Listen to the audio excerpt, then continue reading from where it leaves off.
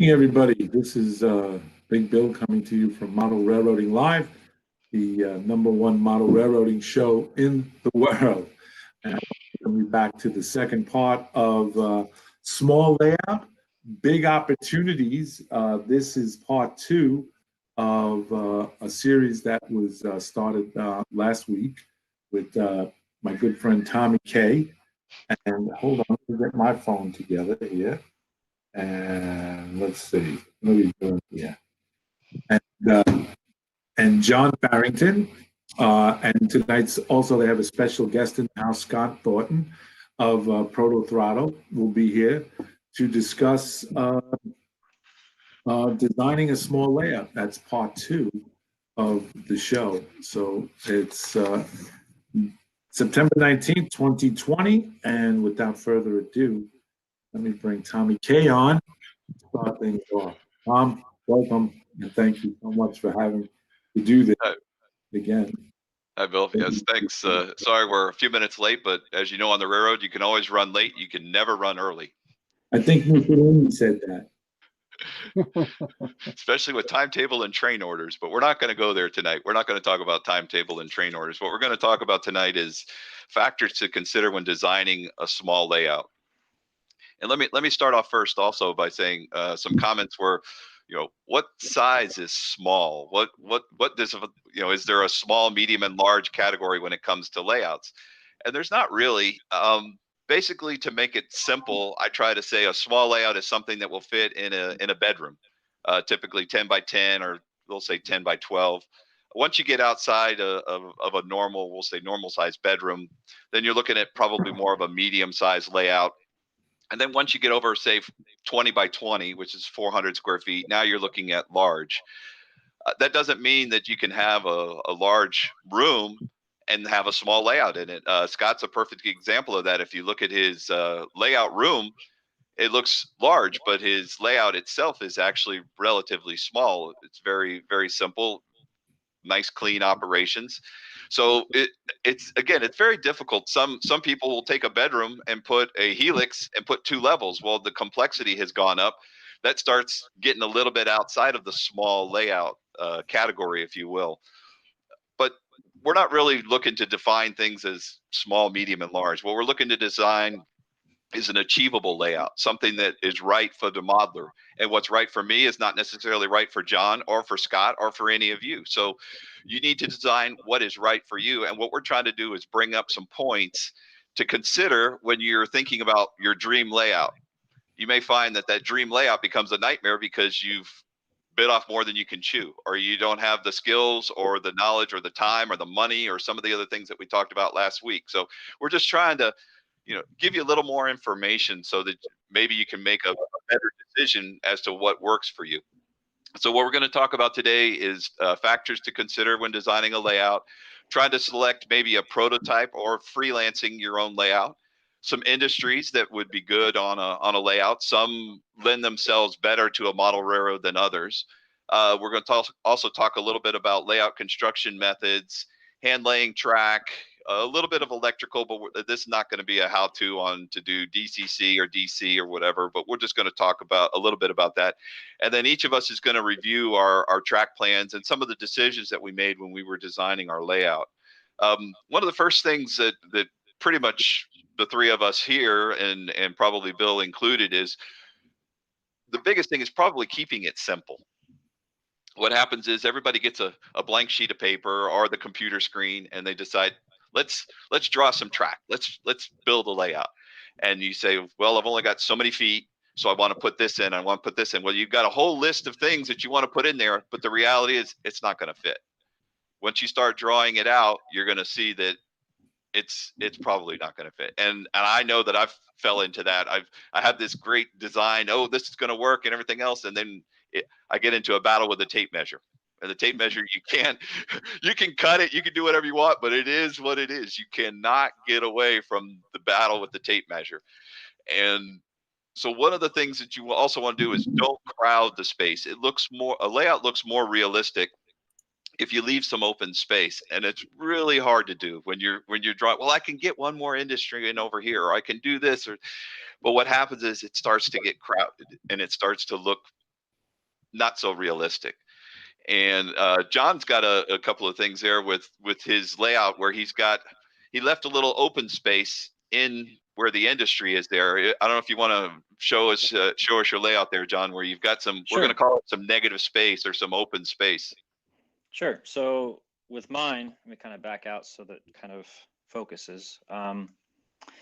So here, my shelf is only 18 inches right here. So the depth is pretty tight. Now I do have a track along the back with some structures that were scratch built to represent, some larger buildings. But what I wanted to do, I wanted to leave some negative space here, because I did want to have some a loading spot for some trucks. So in my head, I thought, although the depth kind of helps create space, but I didn't want it so tight where in reality a truck wouldn't be able to come in, turn around, and back into the spot.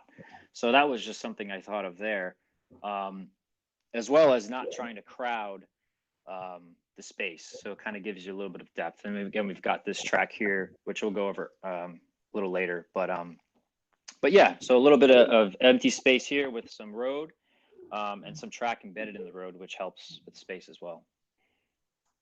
Yeah, that's one of the things when I built my layout, I left a lot of room for parking spots around like my Dairy Queen and some of the other industries. What happens is you'll see people tend to cut all those out. Well, the road is not going to fit, so I'll just remove it and I'll just take the parking lot out and stuff. And that's where you lose some of your realism. If you go and look at a prototype structure, you're going to see there's a lot of space around them. The building has usually some green space around it, and you've got all these parking spots and truck unloading spots. And that's one of the things that kind of is a giveaway to a model railroad is you look and you say, well, if I was a truck driver, how would I be able to get in there and turn around and get back out and leave some space?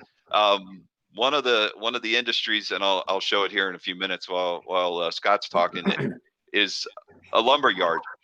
Something that you don't think about when they unload a center beam lumber car, they need access on both sides. So you have to have good clear space on both sides of the car to be able to get the forklift in there and get the wrapped lumber off. And a lot of times what you'll see is they have a very narrow spot and you can only unload one side. Well, that doesn't really work in the real world. I had to compress it a little bit on my layout, and I would have liked to have a little bit more space between the siding and the industry, but it was close enough. My answer was the forklift driver has to be really good to be able to get all the stuff off. And there is enough room because I measured to make sure that you could get a 16-foot piece of lumber off and turn it 90 degrees coming off the car, which is what they would have to do. But that's not something that a lot of people consider when you say, okay, I want a lumber industry and you're going to take a center beam flat car and run it in right next to the structure. Understand how they unload these cars. Scott, you wanted to mention a couple of things on your layout. In terms of cars, is that what you meant, Tom? Or negative space on your layout when you designed it? Did you consider some of the negative space? I noticed your layout plan. You didn't crowd things. Yes. Well, I'm a prototype modeler, so I'm modeling a very small 12-mile branch line. And so my cues are what the actual prototype is doing. So on my layout, the depth is only 2 feet. And then there's 42 linear feet by 2 feet. So that's the space I'm working with. So I just followed the prototype, and whatever I could fit in there, then that's what I did. So yeah, here's my track plan. So I've got actually 3 runarounds. The bottom right there is Rock Island, Illinois, that first runaround. And then there's a manufacturer there, a scrap dealer. And then the next, you go over 31st Street. And then the next industry is a Sara Lee plant. And then there's another runaround. And then before you go over the Rock River, there's a aggregate company there. But then when you pass over the river, go over that Big Island Road, the line splits into two different subdivisions. One is called the Eagle sub, which goes to a lumber dealer, but I modeled that off the layout, as well as 4 other industries after you go down the other sub, which is the Andalusia sub. So that section of my small layout is, I guess you could say, has a lot of scenery opportunities, but it's very, very basic. And the industries, there's 6 different industries that aren't even modeled. So that's something that we could discuss as well, because that's a really viable option, in my opinion, is that you can model a lot more industries on a small layout and offline through staging, and then you can afford yourself a little bit more scenic opportunities if that's what you really like about the hobby. And I noticed in your track plan, you have a lot of space, we'll say, dedicated to the roads and the highways. And again, a lot of times you'll see people, the roads are reduced in size, or they just don't look right. And it looks like you've dedicated a lot of space to that, and also some negative space. You just didn't fill everything up. Everybody says, well, you have to compress it. Well, there's a certain point, and I'd rather say, instead of compressing, it's more like editing. Sometimes you just have to remove things. If you start compressing things too much, then it again starts to look not so realistic. I have Michael Lambertino wants to know, John, what are your building flats made from? What are they? So kind of back up here. All of them are made from styrene sheets, basically. Different. That tan building is a flat sheet with just some strips on it. The green building is like the corrugated siding style. And then on this side, I've got the same, just a big, I think they're pretty thick styrene sheets when I just kind of scribed into it. All styrene. Dave at BNSF N-Scale says, as a former truck driver, I saw a lot of prototype facilities that did not consider that they might need room for shipping and receiving. That's true. That's true. Yeah. Well, one of the other things when you're designing your layout that we wanted to talk about is a need for a runaround track or not. It all depends. And on my layout, I have a couple of runaround tracks. On Scott's, as you saw, he had 3 runaround tracks. But John actually doesn't have any at all on his layout. But that's the way he designed it. And let me go ahead and pull up your track plan, John, while you're while you're pulling that talking. up, Tom, Ralph Renzetti wants to know what are you defining as negative space? Well, typically a negative space, this is a term that Lance Menheim coined. And then if you don't have one of these, I recommend it. Pick one up. It's a great book. Gives you a lot of information about building a model railroad. You can find it on Lance Menheim's website. Just punch in lancemenheim.com and then you'll be able to find it. He's got a link to it. But a lot of the information that we're talking about is in there. But a negative space is basically an empty space that doesn't catch your eye. And a good way to think about that is if you're watching TV, you see the actors in front of you and you notice the people walking by in the background. Well, you don't really notice them, but you see them. Well, you notice they're not wearing a clown suit or something really bright and colorful. They kind of blend in, but they look right. Well, that's what negative space is. It's the spaces between the buildings. It's the uninteresting. It's that vacant lot that's overgrown with nothing in it. It's just some trees as you're passing through the middle of the field with the railroads right away in there, and there's nothing there really to catch your eye. But that's what you need, because if you have too much stuff, it's hard to look at it. So imagine going to an art museum, and if they had a whole wall just loaded up full of paintings, it would be hard to see them and appreciate the artwork. If you go to a museum, you'll notice they have a piece of artwork hung. It's nicely lit, and then there's empty space all the way around it, and then you move to the next piece of artwork. That's kind of the same thing that you need to do on your layout. Is highlight some of the key structures, some of the key things. Like on Scott's layout, one of the key that I could see right away is the bridge. I don't know if you would consider that your key scene, Scott, but that to me is probably going to be one of the focal points. It's going to be one of those wow moments when you walk into layout, you go, wow, that's nice. But it is able to exist because he has negative space on each side. He has just some trees or some nondescript buildings, or maybe even a non-rail served building. Think about putting some of those just basic structures on your layout that maybe it was rail served, but that's long gone.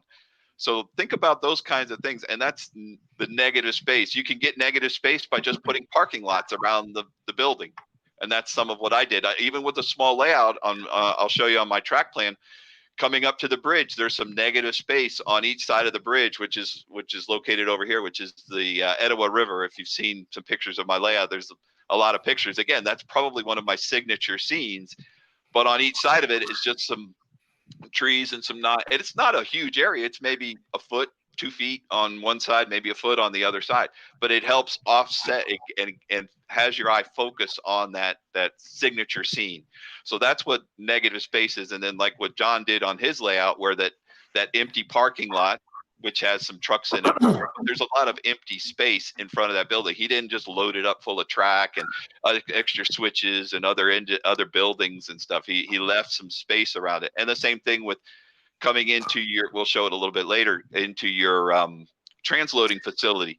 There's some overgrown areas. I don't know if you want to show that. That to me would be a perfect example of negative space. You see the area to the right of where that covered hopper is. It's just kind of weeds and brush and nastiness. Nobody wants to go walking through there. Well, there's plenty of that stuff around the real railroads. So that's one of the things that helps John's layout look so realistic, is he's included these negative spaces on his layout, even though it's very small. And that's, again, something that people, even with large layouts, you got to think about that. You want to have some negative space to help offset your signature scenes. I would add to that, because I work as a designer professionally, and we deal with, I guess, what you'd call negative space all the time. And when I think of negative space, I think in terms of composition. So if you're designing a scene, you want to be able to help the viewer move through the scene in a manner that you want them to. And I think as model railroaders, since we compress everything by nature, we have to, into our model railroads, we have to make hard decisions on how we're going to compress scenes into that space, because a lot of model railroaders, I think it's generally speaking, it's a true statement that they have a propensity to pack as much into their layouts as they possibly can. And I think when someone refers to negative space, I think that is just, you need to fight against that propensity to pack it all in there, and give your scenes some space, some breathable space, or quote negative space, so that you can guide the viewer through the scene and it makes sense. It doesn't look like just a hodgepodge, like Tom said, just a massive track and buildings on top of buildings, or quick transitions between a rural scene with an urban scene. But it's a real delicate balance, I think. And I think that's what Lance was trying to help modelers see, is how to build better scenes and move the eye through the scene in a realistic manner. I think that's a good way of looking at it. Yes. Yeah, Lance also has another book, is Model Railroading as Art, which is another great book, and it addresses a lot of these things that we're talking about tonight. Again, worth a read. If you haven't read it, I would highly recommend it. But if you want to, John, let me go ahead and pull up your track plan, and you can talk a little bit about why you didn't design any runaround tracks. Okay.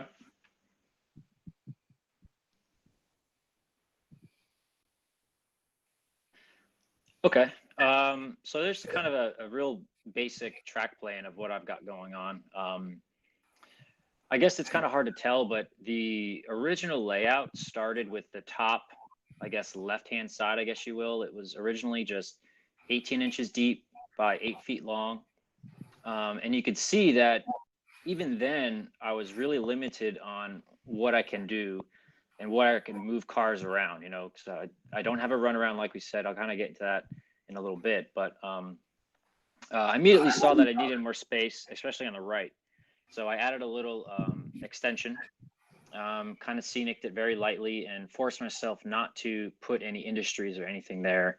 Granted, it is below my display case, but I really wanted it just to be a lead for the locomotive to pull out and to move cars, especially since I don't know if you kind of tell the lower ADM corn processors, the transfer facility there.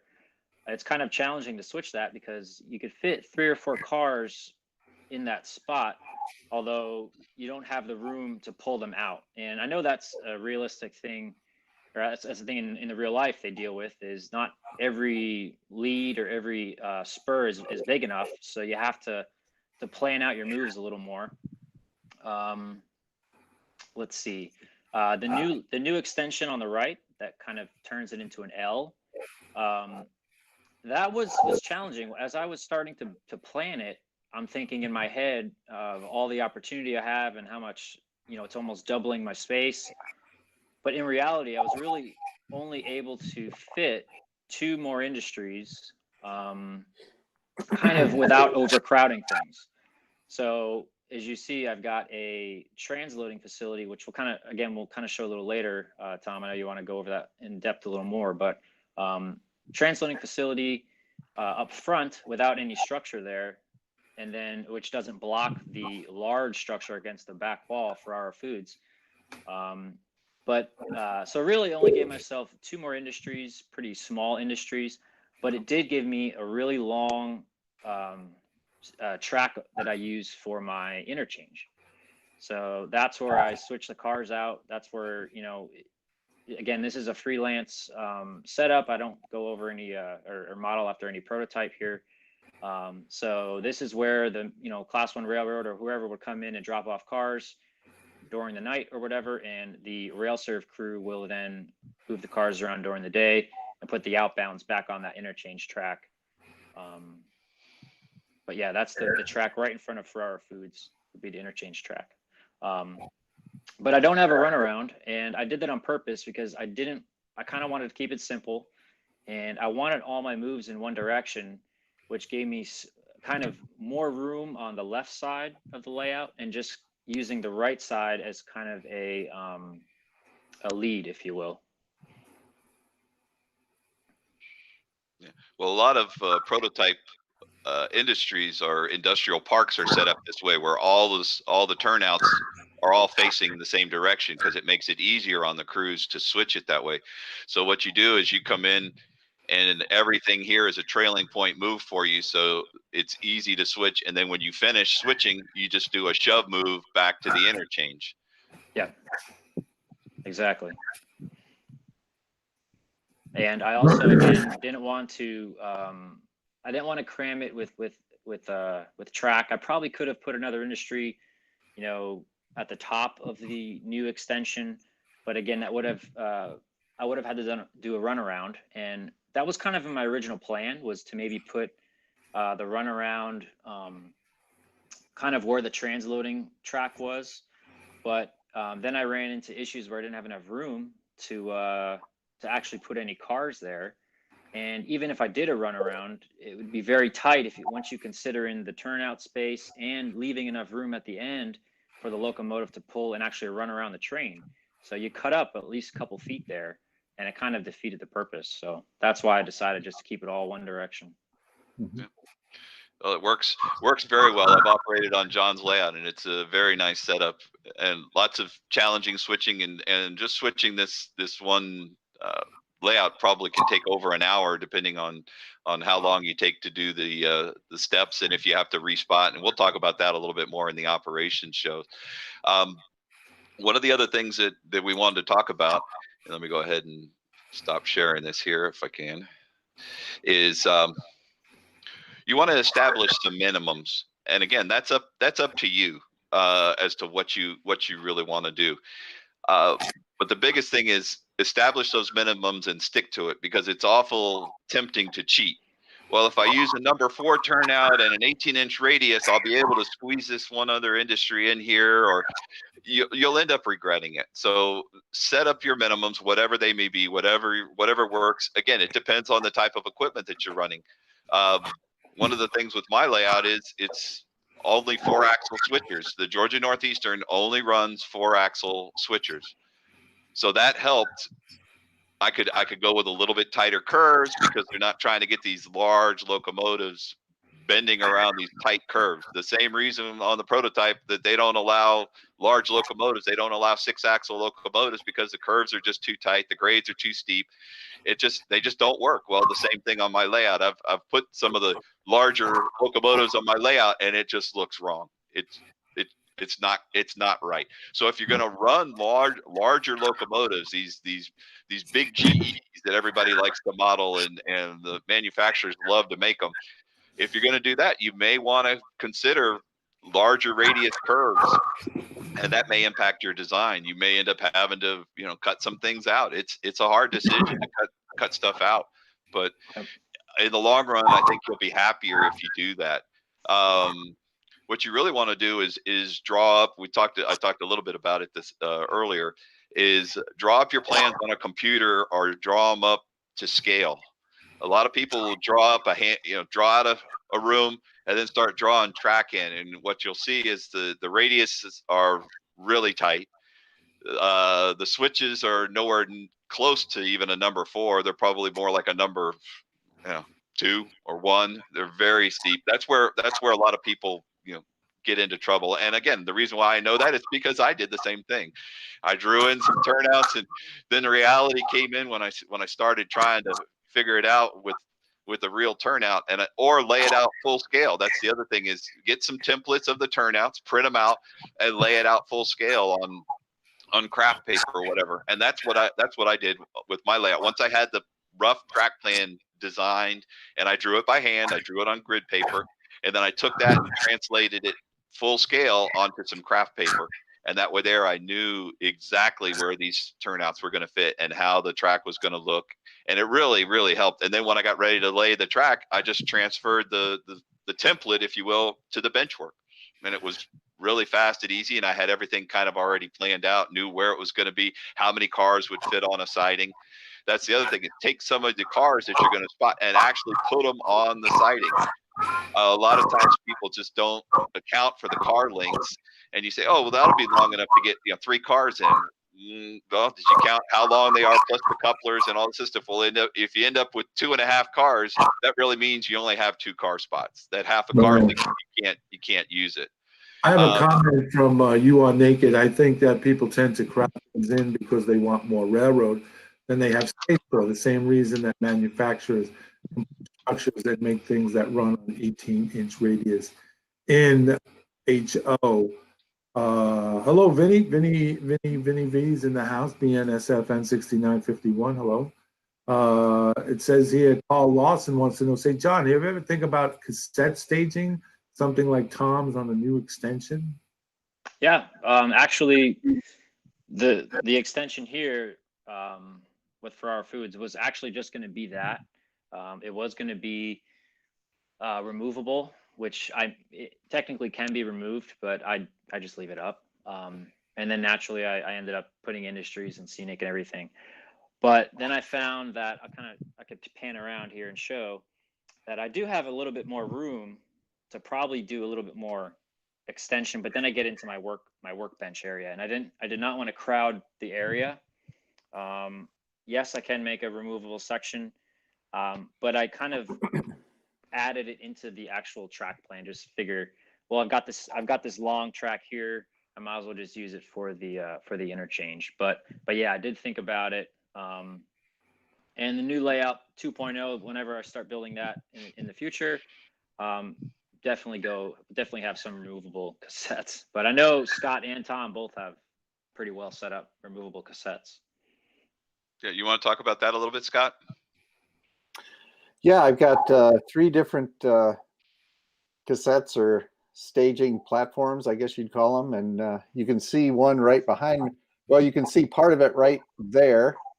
That's a little flip up arm. And then on the end of the layout, the staging cassette just connects to the layout and then rests on that arm.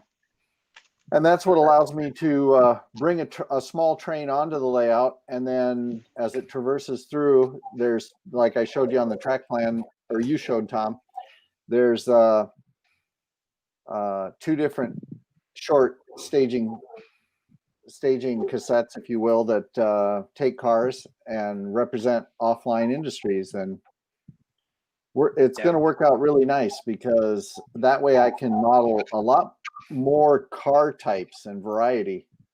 And again, since it's the prototype, on my branch line, there happens to be a lot of different industries and thus a lot of different car types. So, and that's what I was looking for. It's a really unique branch line because it affords me all that variety. So you can see what isn't represented on here is the staging from Rock Island, which is in the lower right. Again, it says turnout, runaround, fiddle staging. That was my initial idea, was to just place cars on that runaround, fiddle it, and then start the operating session that way. But I actually had some extra space where I could put a staging cassette, off the layout there. So I'll stage the train and move it on into that runaround. But the other 2 that you see extending off on the left, staging for a lumber dealer, Roberts and Dibdall, and Eagle Food Distributor. Yep, right there. That one is one that I actually built into the fascia of the layout, so it just flips up and locks in place.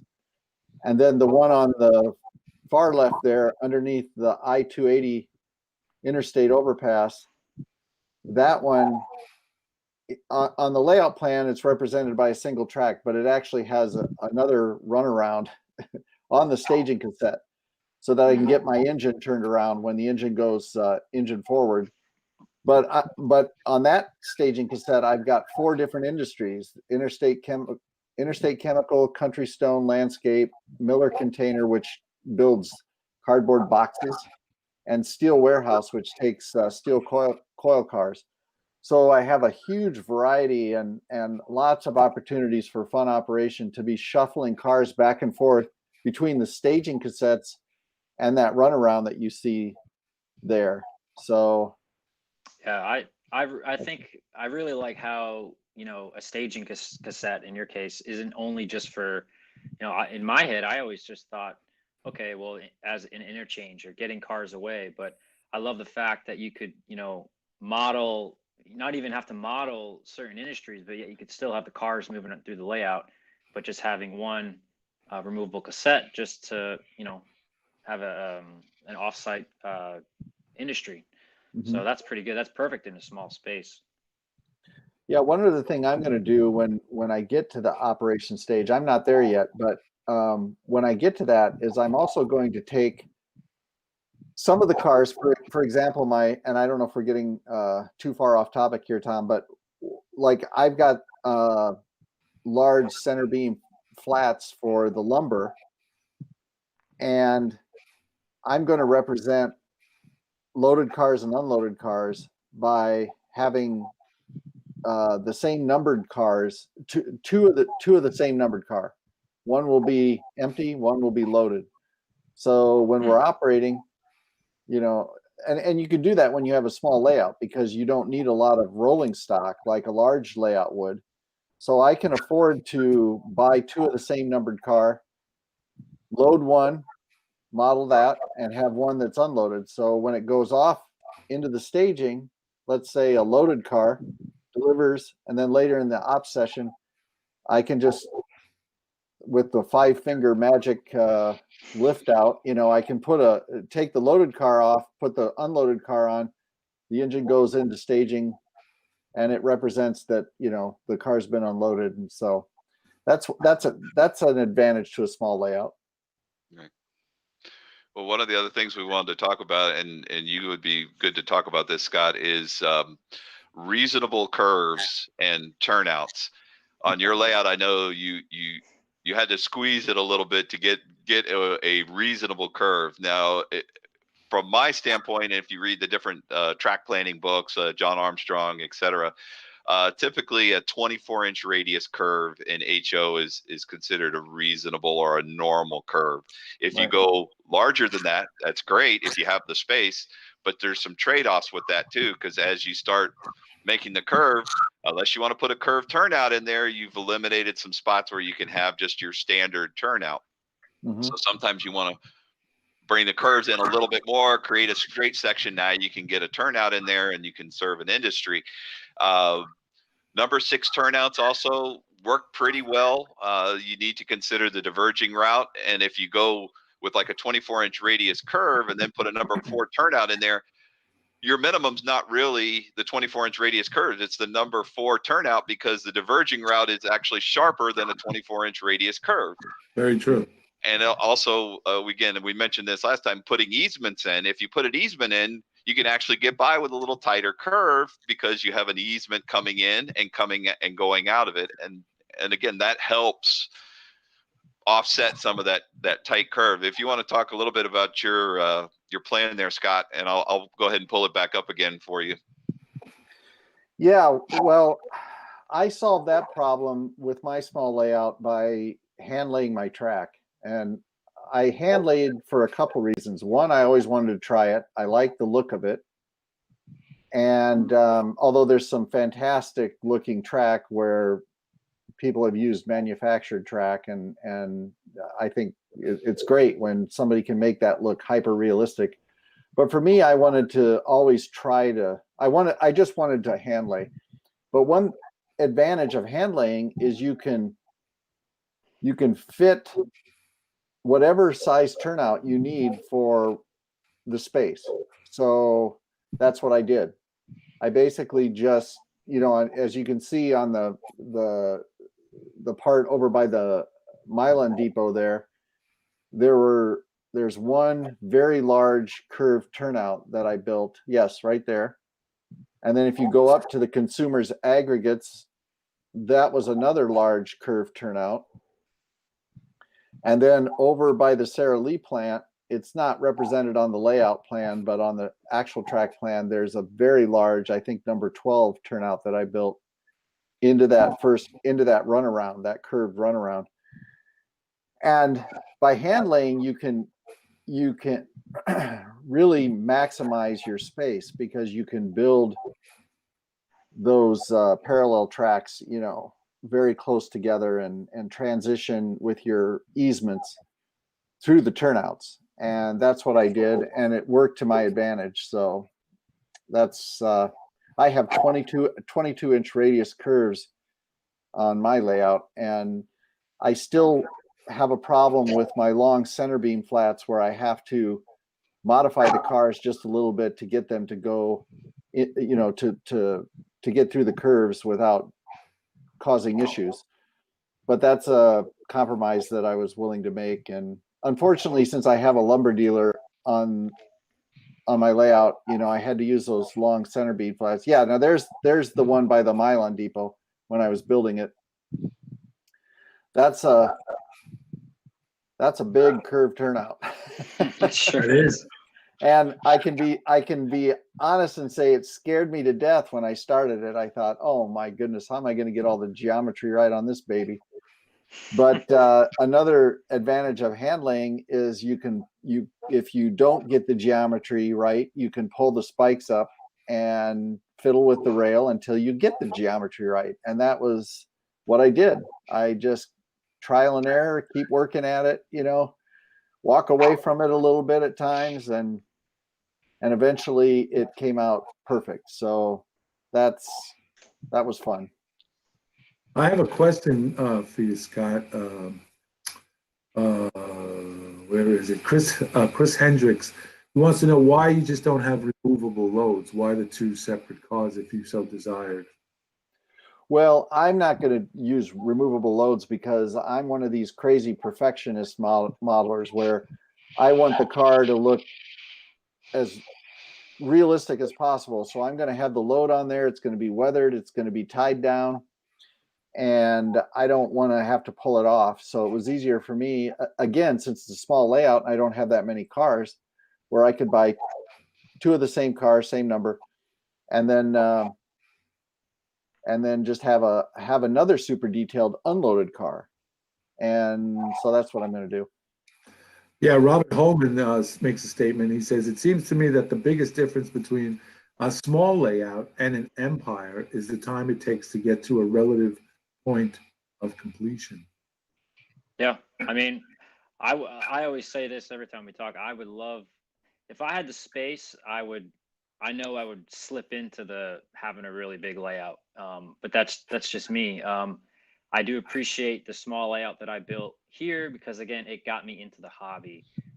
So there are advantages to both. It did get me up going. I built this I think in reality, it probably only took me less than 2 years to have it completely done. And I didn't work on it, as long as I probably could have, but. Robert Holman again says, based on what these gentlemen are talking about, the same principles apply regardless of the size of your layout. Andy Crawford finishes with, these crazy, obsessive, prototypical guys. Gee. Yes, we're oh yeah, it's crazy. It's a special disease. It is. Well, I think we talked about this, Tom, the other day, is how us three, it's kind of cool because we have three different, styles of, you got complete prototypical. You've got yours, which you're kind of, what would you categorize it as? Proto freelance is a good Proto term. freelance, and mine is completely freelance, where I, kind of came up with, the industries, the couple of the buildings or a couple of the companies are real, but there is no industrial complex, like this in real life. So three different kind of parts of the small layout, which I think is pretty cool. Alex B says, building a small layout can also get you ready to capitalize on the day you can build an empire. Yeah.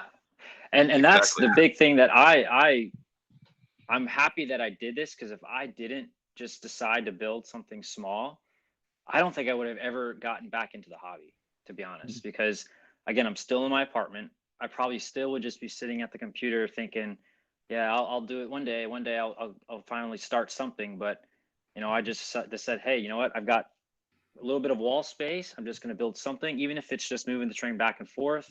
I know I like to watch trains too. One day I'll get there.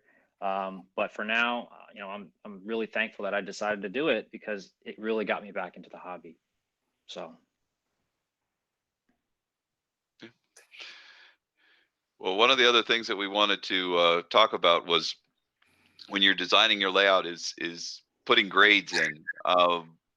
If you notice, my layout, John's layout, and I believe Scott's layout are pretty flat.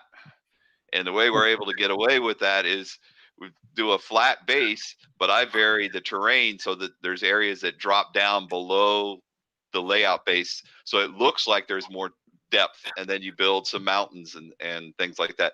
A lot of times people don't think about the grades. They okay, I want to go from one level to the other. Well, how far do I have to travel between point A and point B, and then how steep is that going to be?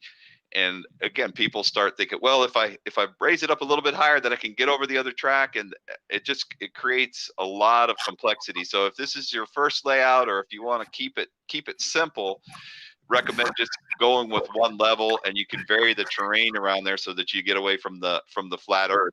One of the other areas that people get into trouble is a vertical easement. We're talking about easements going into the curve. There's also an easement that you have to account for when you start off flat and then you start up the grade. If it's straight up, you hit that spot, you're going to get an uncoupling and you're going to have problems. And the same thing at the top of the grade. So you need to ease the grade off at the top. You need to ease as you're coming out of the flat going on to the grade, you have to also ease and make a transition, if you will, into that. Again, keeping it simple. You could do a lot with a flat layout, if you will, to make it look like you're going up and downhill. Do you have any grades on yours layout, Scott? I do not, and that was by design because I didn't want any grades at all.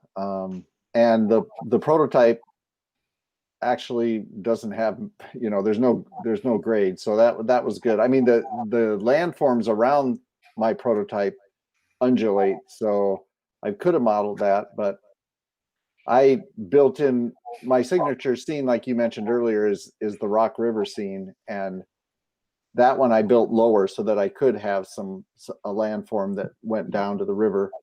But I just wanted it to be rock solid. I didn't want to, and I'm not saying that it couldn't be with grades, but I personally didn't want to have to deal with it.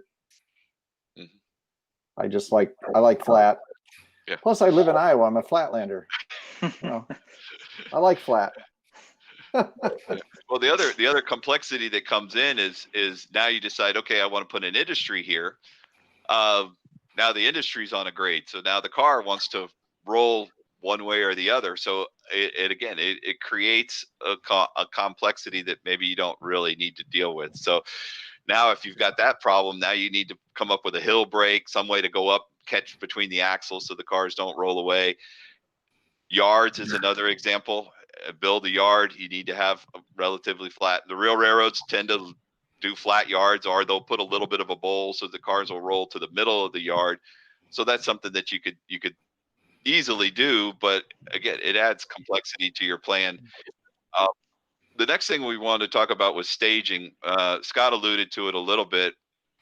How do you do staging on your layout? What do you do for an interchange? Because the trains need some place to come and go, which is basically what staging is. Staging has been equated to the off stage or the wings of a play. When you're watching a play or a performance, you're looking at the main stage, and off to the left and the right are the wings, if you will, and that's where the actors come and go between scenes. And the same thing basically applies to our layout. Staging is somewhere that the trains are going because they're connected to the rest of the rail network. So how did you connect your layout, Scott? Well, with those removable cassettes, so I just pop them on when I'm operating and pop them off when I'm not. And I designed a very simple system. I don't know if you guys have ever seen, if you go into your local Menards or Lowe's or just a regular, box store, you can find these hangers, like you're going to hang a picture, and it has kind of like a male and a female part, and it just slides down on top. Like it's hard to describe really, but it's a really efficient system. It just pops into place. And so I found those, and I use those. I connect the receiving end to the layout, and then the other end to the cassette, and then it just pops right into place, and I can move it laterally to get the tracks to line up. So it's really quick spot, And then I just have some leads that plug into the layout to power the cassette, and I'm ready to go. So it's super, super easy, and pop them in, pop them off, and it's not complicated at all. Yeah, on my layout, what I did was I designed a staging cassette, and it's 8 inches wide, 5 feet 6 inches long. Framed it out of standard 1x4 framing. Finished it off just like the rest of the layout. Even did scenery on it because I take it outside and do some photo shoots on it. If you've seen some of the photos that I have of my layout or locomotives or whatever, that's what was those that were taken with a real sky background that was taken on the staging cassette. And the staging cassette very simply just bolt it's in an adjacent room. So fortunately, when I was building the layout, none of this was done. It was all just open framing. Nothing was done. So I put additional blocking in the wall where I knew where the staging cassette was going to attach. Additional 2x4s, but I did them on the flat rather than standard way. And then I have really long bolts, and they go through the underside of the staging cassette, through the wall, through the 2x4s in there, out the other side, and into a T-nut on the inside of the layout room. And then I just simply bolt those down. So I pick up the staging cassette. It's got legs on one end. I push it, hold it up into place, slide the bolts in. It goes through the holes, and then tighten the bolts down. And I've got a little bit of an adjustment so I can adjust to get the track lined up as perfectly as possible. And I haven't had any problems with that because it's a straight section. And then I've got a quick connect. It's a what they call a Sense Jones plug, which there's one plug is bigger than the other, so you can only plug it in one way. And that way there, you always get the polarity the same, so you don't end up with, you know, the A track is now the B track and vice versa. So it's, and then I even put a shut off switch to it so that I can shut off the power. But it's really important to have some place for the trains on your layout to go. My original layout that I had way back, even before the Hawks Ridge, was a 4x8 circular layout. And the problem was it was hard to simulate where the trains were coming and going. It was just kept going in a circle, and that was one of the things that I kind of missed with that layout. It didn't last very long, but again, it was a learning experience. I had fun building it and improved my skills, and then moved on to the next one. But I really want to, you know, consider having some way to have the trains come on and go off of your layout, and it could be through a staging cassette. It can also be a yard, and it's just visible staging. That's again the one of the hard parts of designing a small layout is it's hard to figure out where you're going to put staging. I originally considered putting it below the layout and having it come up a grade and around and then into a part of the layout, and that would simulate the interchange with CSX. But when I started figuring out what I needed for the grade and how far it had to, and then I'm trying to bring it up in the back, and it became too complicated. And the easiest and simplest thing was a staging cassette, or as other people have done, design a yard, and that's where the trains are interchanged. And in between operating sessions, you remove those cars, store them in the box, take out new cars, change it, and that represents a crew that comes through, the interchange crew, if you will, in between the duty cycle of the local switch crew, and that's how the cars get switched out. So that way there you've got some place for these cars to come and go.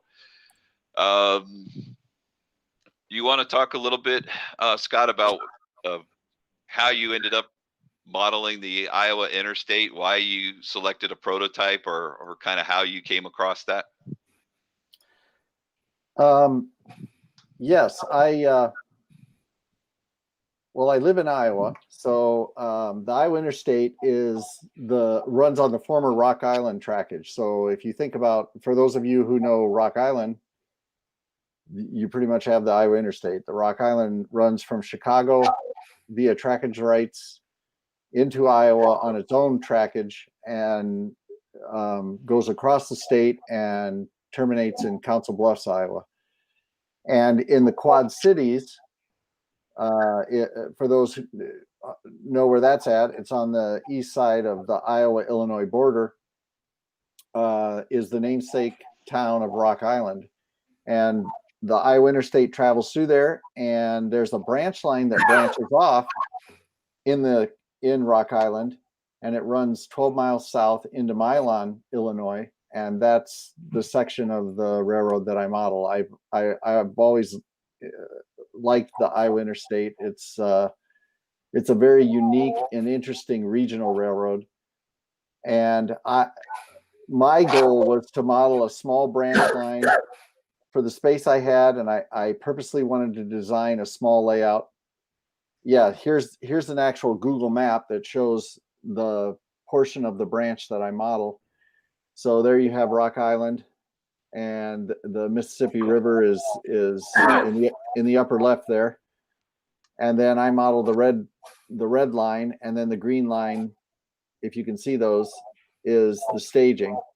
So the line runs straight north south, and then when it gets into Milan, it jogs to the west a little bit. So, but again, like I said earlier, the branch afforded me the ability to model a prototype branch pretty faithfully, and it had such a huge variety of industries and thus car types, I couldn't pass it up. Plus, I'm a real lover of small wheelbase switchers, and the main locomotive that runs on the branch was an SW1200, and I love those types of engines. and they also had, when the Iowa Interstate was in it early in its existence, they ran GP10s, and I love Jeep 10s, so those ran on the branch as well. So between the SW1200 and the Jeep 10s, I'm a happy camper.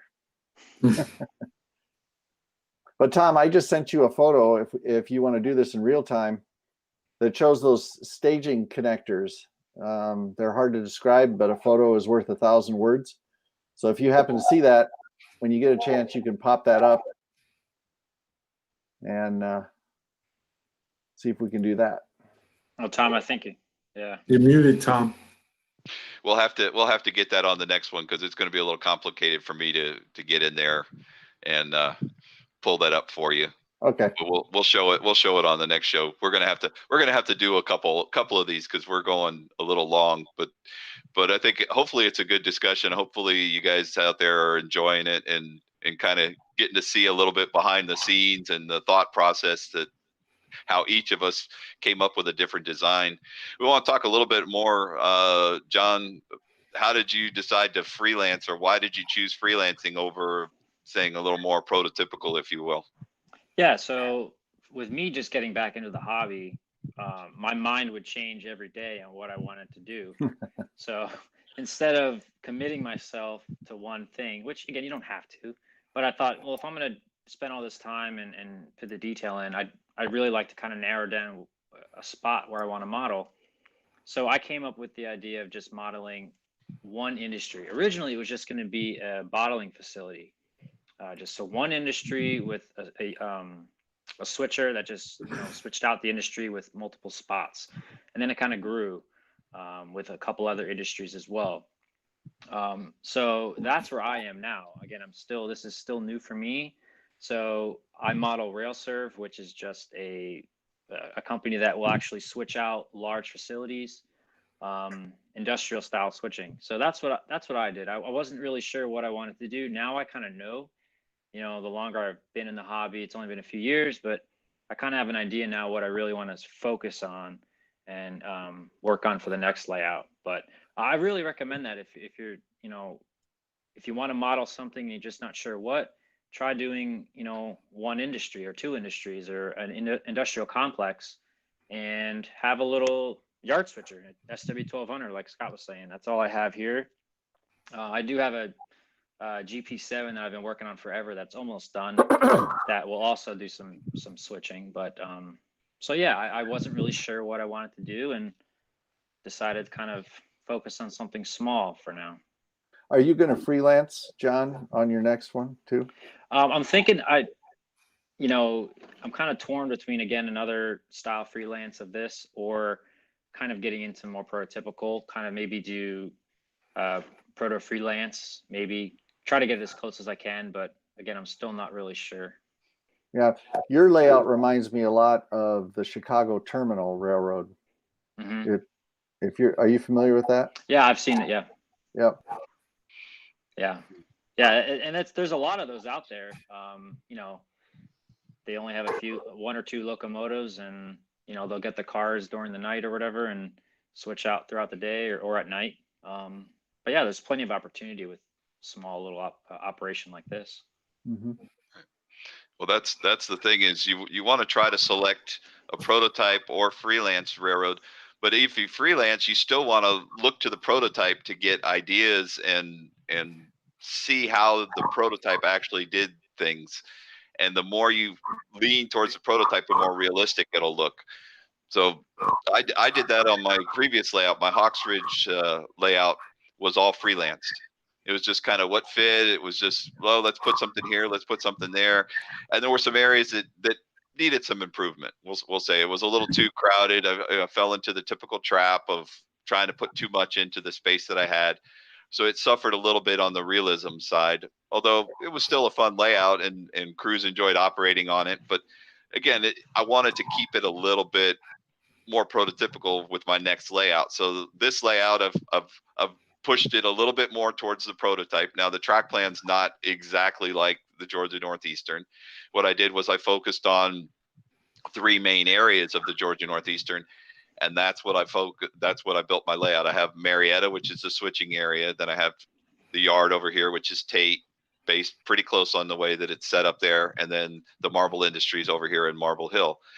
But the track arrangement is not 100% prototypical, versus Scott is leaning more towards the prototype side. The industries that I have here are actual industries on the Georgia Northeastern. The locomotives are painted and numbered to represent the ones that are on the Georgia Northeastern. So there's a wide range where you can kind of freelance, you can proto freelance, or you can completely lean towards the prototype side. But even if you go to the prototype side, you're still going to have to make some concessions. You're going to have to cut things out. You're going to have to, put a curve in where a curve doesn't belong on the prototype. I mean, there's just some things you're just not going to be able to get away with. So you're going to have to make some compromises. It's all in what you feel is worth the compromise. For some people, it's easier to make those decisions. Others sweat over, it curves to the left, and on the prototype it curves to the right, and so that's all wrong. And again, it's what's right for you. If you're the one that's operating it, you're going to be the one that has to be happy with it. See, that's if I can interrupt, Tom, that's what I thought about proto freelance when I was developing my layout, and it frankly, I can relate to what John just said, where he had so many different interests and I had so many different interests as well. And I was like, where do I stop? Because I didn't want my layout to turn into this giant hodgepodge of everything. And I mean, if somebody wants that, great. But for me, it was, I want to have something that looks very realistic, operates well, looks cohesive, that whole thing. So I decided to go the prototype route, and I have some friends who are that way as well. So they were encouraging me, obviously, to do prototype, but it took all the guesswork. For me, it's very comforting because it takes all the guesswork out. You're trying to adapt your pace to your prototype, and that seemed more doable for my affinities, I guess, than trying to think up industries and just basically develop everything and try to make it look realistic and cohesive and the whole bit. So going the prototype route for me was actually a lot easier, because then it's just, there it is, and see how best you can follow it, and try not to get so wrapped up in every minute detail that you what's the phrase when you have you get stuck because you're afraid to do anything because it's not going to be perfect. Analysis paralysis. Analysis, that's it. Yeah, I don't get into analysis paralysis, but just do things as close to the prototype as you can and get moving and jump right in. And that's what I'm trying to do. Yeah. Well, as soon as you build it, then that piece of information that you're looking for will show up that you wanted to know, and you will have guessed wrong. That's usually what happens. One of the other benefits also, Scott, that you bring up is it helps also control the hobby budget, because Yes. I've found myself looking at that, and I'm like, I only need certain cars for the industries. Right. And here comes this manufacturer, and they build this beautiful car. It looks amazing, and I want one, but it never ran on the Georgia Northeastern, so I just have to let it pass. And that way there, you can focus a little bit more on what you really need, and you don't end up spending money on things that it looks nice, but it ends up sitting on the shelf. So again, leaning towards the prototype, like Scott mentioned, does help you a little bit focus. You don't have to guess how would a railroad do this. You can actually go look and see and watch them switch the industry, and use that information to kind of build your operating scheme. And again, we're talking about operations, but you don't have to do an operating session. You want to run the trains, but you want to have something that looks realistic. That's part of the fun of the hobby is like John mentioned last week, creating your own little world and going into it and seeing the trains operate through what you've created. That's probably one of the better parts of the hobby is being creative. Usually most people that are model railroaders are creative people in one way or another. Yep. Well, gentlemen, I think we're going to have to go to part 2 of this on another date, because we really dwelled we really dived deep into this, and we only got to, next thing would be industries, layout, construction, track, hand laid, versus manufacturers. So I think this has been a very, very, very interesting, if not enlightening. Right. Well, this script that I came up with was kind of like when you first want to build a railroad. I can get all this in, and then the reality is when we did the show, I realized that we probably weren't going to get all of it in. So we're going to have to do a part two. What we'll do is next Saturday we are not going to have a show because Mr. Bill has a previous commitment, so there will not be a show next Saturday at 9 o'clock. But if you're around on Saturday, NMRAX is doing their all-day Saturday broadcast that starts at 11 o'clock in the morning, goes to 11 o'clock at night on Eastern Time. And I will be presenting the Georgia Northeastern Modeling and Prototype at 12 noon Eastern Time. So if you want to see a little bit more about my layout and a little bit more about the prototype, I have a PowerPoint presentation that I'll be doing. And I'll go through the history of the line, and then I'll also show how I adapted that to my layout. So if you want to tune in, I'd love to see you there. And if you have questions, ask questions. There'll be a short question and answer period at the end. So if you can attend, that'd be fantastic. Or check out it's on Facebook or YouTube, and the schedule was posted today, so you can go on and see if there's other topics that you might want to check out. You do not have to be an NMRA member. So just go on to the NMRA Facebook page or the YouTube channel, and you can see their schedule, and it'll be run, like I said, all through the day, and people from all over the world will be doing presentations. We've got some people from over in Europe, Australia, all over, and they're great clinics. Again, easy to do. You can sit at your computer and watch them, and you don't have to travel anywhere. The next show that we will be doing on small layouts, big opportunities. I have somebody talking in my ear, but I thought we were looking at October 3rd.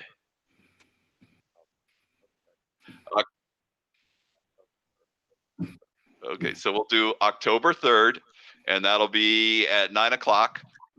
And also on that one, we'll have probably another guest. I'm not going to say who it is right now, but he's got a lot to say and a lot of great information. So hopefully he'll be here with us to share, and we can talk about his layout and some of his thoughts on building it. And we can also finish off this one, which we're going to talk again a little bit more about the selecting some industries and talking about a little bit more about our layouts and kind of the thought process that went into designing them. So you got anything else there, Bill? Nothing. Everyone is saying good night, and great show and good information, and they were very much well entertained. Okay. Well, So thank you very much.